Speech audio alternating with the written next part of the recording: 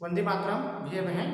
आज हम 11वीं कक्षा के में व्यवसाय अध्ययन में हम क्रियात्मक संगठन को पढ़ेंगे। तो क्रियात्मक संगठन क्या है उसको मैं पुस्तक से बताता हूँ। इसके अंतर्गत संस्था द्वारा संपादित की जाने वाली क्रियाओं के आधार पर संगठन संरचना तैयार की जाती है।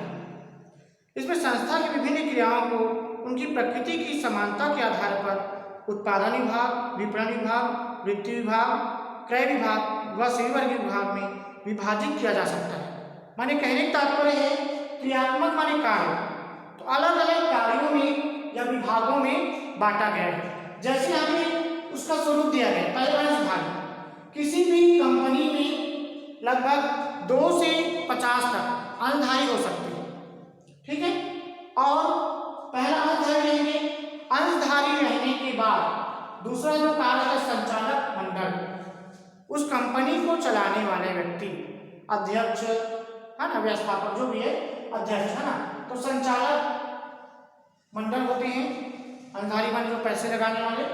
और फिर तीसरा है प्रबंध संचालक, उस कंपनी को मैनेजमेंट करने वाले व्यक्ति प्रबंध संचालक, उस कंपनी को मैनेजमेंट करने वाले होंगे।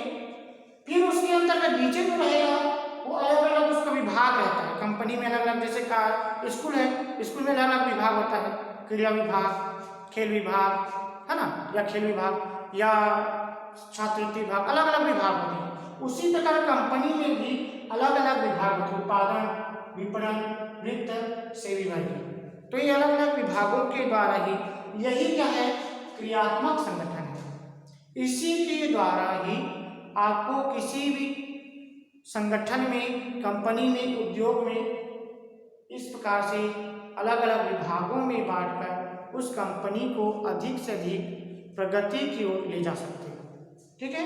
जैसे यहाँ पे न्यूमैन, समर एवं वॉरेन ने कहा है क्रियात्मक संगठन में विभागों का निर्माण श्रम विभाजन के सिद्धांत के अनुसार किया जाना चाहिए। जो भी श्रम विभाजन है अलग अलग बटा हुआ है उसके द्वारा ही कार्य करना चाहिए, है ना, जिनमें की पर्याप्त निपुणता की उपलब्धि, उनका समुचित उपयोग, संगठन में उस क्रिया का महत्व तथा क्रिया की वे भार वहन करने की क्षमता को ध्यान में रखना आवश्यक होता है कि किसी भी कंपनी में कितना पैसा लग जाएगा या किसी भी संगठन में कितना पैसा लग जाएगा या कितनी लागत है, उस लागत के अनुसार कंपनी का निर्माण करेंगे और उसके द्वारा उस संचालक मंडल के द्वारा या प्रबंधकीय द्वारा इस विभागों को देखने का कार्य जो है करते हैं। फिर इसके बाद देखते हैं इसके लाभ है क्रियात्मक संगठन के। विशिष्टीकरण को लाभ, जैसे एक श्रमिक जो है यह व्यक्ति विशेषज्ञ केवल एक ही कार्य करता है, माने उसको विशेष जानकारी है, वो अच्छे ढंग से किसी कार्य को कर सकता है और वह उसी कार्य को दक्ष हो जाता है। जिसे एक कार्य को व्यक्ति करे ना तो एक कार्य में दक्ष हो जाता है, ये विशिष्टीकरण है। उसके द्वारा कंपनी को या सेवा संगठन को अधिक से अधिक लाभ मिल सकता है। दूसरा है प्रेरणात्मक पद्धति, कार्य को अधिक अच्छे तथा नवीन ढंग से करने की प्रेरणा मिलती है। इससे कार्य कुशलता में वृद्धि होती है। हम व्यक्ति को प्रेरणा दें कि कार्य को अच्छे से कीजिए, है ना, और नवीन ढंग से अगर अच्छे ढंग से करेंगे तो उस कार्य कुशलता में वृद्धि होगी, ये दूसरा लाभ है। तीसरा बृहद मात्रा में उत्पादन, है ना, प्रेरणात्मक पद्धति हो गया।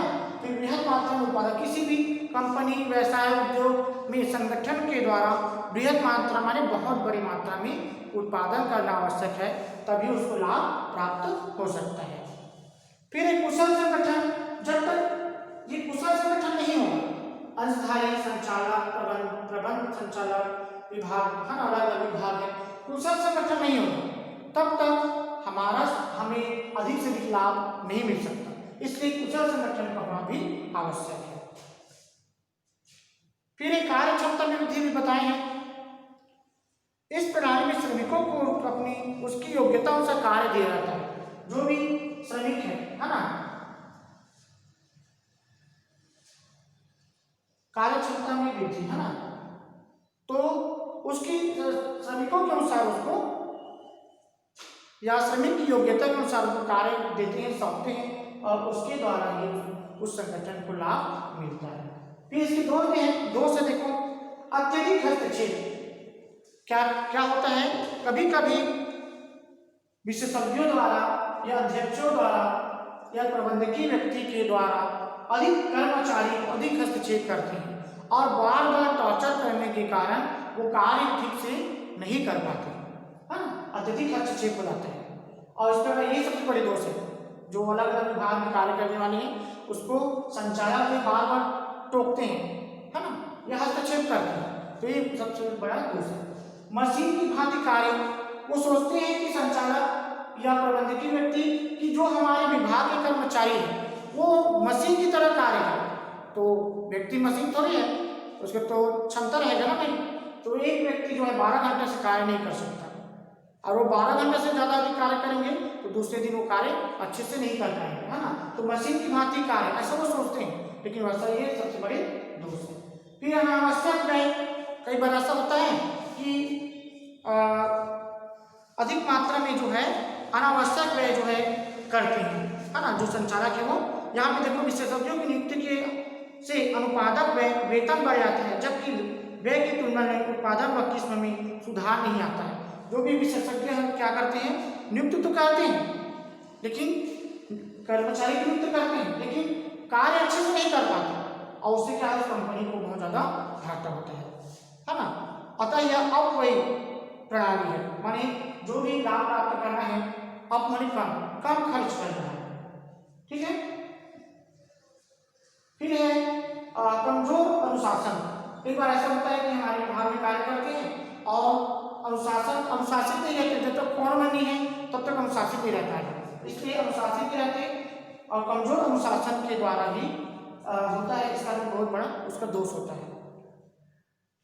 फिर क्या है, समन्वय में कठिनाई। कभी कभी जो कर्मचारी जो कार्य करते हैं समन्वय नहीं हो पाता, तालमेल नहीं हो पाता, और इसका बहुत ज़्यादा कठिनाई होती है, ये सबसे बड़ी दोष है कर्मचारियों में।